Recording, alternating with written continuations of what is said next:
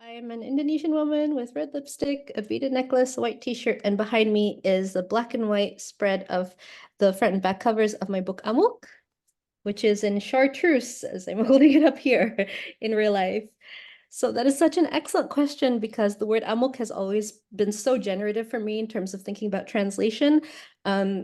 I want to say that on the cover of the book is the word amuk written out in my cursive handwriting in Latin script. It's the Indonesian and Malay word, which means rage or to rage. And then above it are its cognates in a Maori, amo, and then directly above that is its cognate in the Baybayin script, which is Filipino. And thank you to my friends who are fellow translators for helping me understand more about the linguistic etymology. And then above that is amuk written in Jawi, which is the Arabic-like script that used to be the mainstay for how we wrote texts before the 20th century. And in Maori, in Filipino, the word amok has not traveled in a way that is violent, I've noticed. It's still used in terms that are quite neutral, you could say, to denote, like attacking or forming an action or, like things that you can tell are related to rage, but not in a very diabolical, violent way, as the word was adopted into Dutch, Danish, Portuguese, and English towards the end of the 17th century in particular. And it's quite fascinating how kind of this trend emerged among colonial languages to adopt this word to suit colonial ends.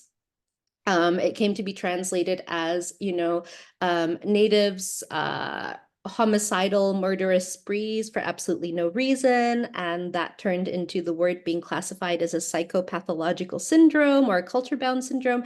And sadly, that definition has found its way back into the Indonesian official government dictionary. So if you want to talk about how translation is inherently full of colonial hierarchies, look no further, right? There's a recent leftist book published on Indonesia that said amuk means ritual suicide and no more. Yes, it was written by somebody who does not speak the Indonesian language and is a white Western man. I will say no more. But just to show this is extremely damaging. This is literally the criminalization of rage, the psychopathologization of rage. It's a form of counterinsurgency, and it applies to rage in response to this intertwining of violences, social, environmental, gender violences across the Southeast Asian archipelago, but all archipelagos, in the Philippines and Indonesia, but also it does remind you of the solidarities we have with people all around the world who were and are colonized and are being colonized. As Frantz Fanon said, there's no mental health in a colonial society.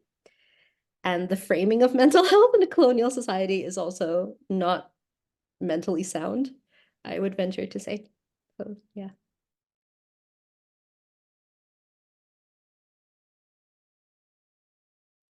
I think anti-colonial work is inherently revolutionary, and moving to the UK and having been also educated a little bit in the States, hence my accent, you understand how it has sort of been subsumed into a DEI framework or a diversity, equity, and inclusion framework that in which good work can be done, but it's couched within a very quote unquote polite set of parameters for expressing discontent and anger or not expressing anger at all. Obviously, we see repression from increasingly fascist states around the world. And growing up in the Suharto dictatorship, which was a Western-backed dictatorship that came about as a result of the 1965-66 genocide, you really did see how there was either no coverage of protests that I knew were happening, or they were twisted in the media, into something else. And I think that the way that Western colonial categories put things in boxes and focus on single issue reporting and single issue framing is a way of sanitization also, and a way of decomplexifying and taking things apart, and that is also counterinsurgency. For instance, there were huge student protests in Indonesia some years recently, and the students had very clear demands, their environmental demands, social demands, their gender justice demands. And part of those gender justice demands was about a law that would criminalize sex outside of marriage. And then the Australian press reported on it as protest against sex laws, because I guess that's how they view Indonesia, as a place to get on Tinder. And this was then Indonesians protested because this was ridiculous. And then there were amendments made and corrections made, but who knows who reads that really. But it is really so absurd coming from a place and living in a place that is very far from it, that frames policies that affect your where you come from. You also see it obviously with, Indonesia is a colonial state. The Indonesian government colonizes Papua, and the way that Papuan resistance is and rage is written about in the Indonesian media. So on multiple levels. And there's, a case that I speak about often, and in previous books as well as touch on in this one. There were forest fires in 2015 that killed about 100,000 Indonesian people alone, not including, Singaporeans, Malaysians, from smog, from fires. And I met a German journalist in London who we were connected through some curator, and he said, "Oh yeah, I reported on those fires, but I only covered orangutan deaths, and I didn't cover the social justice aspect." And that's 100,000 people from Indonesia alone, So genocides are happening all the time in ways that are, the rage against them is not even there because the genocides themselves are not even being reported on. And that's one way in which you feel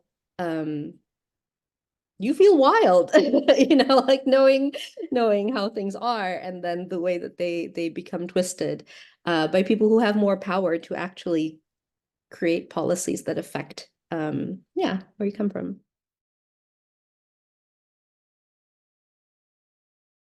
I see useful examples of the fight against climate justice everywhere, and that looks very different from life to life and from person to person and from locality to locality. It takes all of us, and we're all doing our part in many, many different ways. Many, many, many, many, as many ways as there are human beings and more.